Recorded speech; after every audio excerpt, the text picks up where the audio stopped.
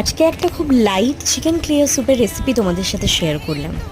আলাদা করে চিকেন স্যুপের রেসিপি নাই বা বললাম আজ, তোমরা তো দেখতেই পাবে। বরং আজ অন্য কিছু কথা তোমাদের সাথে শেয়ার করি। মাঝে মাঝে মনে হয় মানুষ হয়ে জন্মে ভুল করেছি নাকি মেয়ে হয়ে জন্মে ভুল করেছি। লজ্জা কোনটাতে পাওয়ার কথা, মানুষ হয়ে জন্মানোতে নাকি মেয়ে হয়ে জন্মানোতে, নাকি এই সমাজে জন্মেছি বলে, যেই সমাজে মেয়েদেরকে মেয়েদের মতো করে ট্রিট করাই হয় না।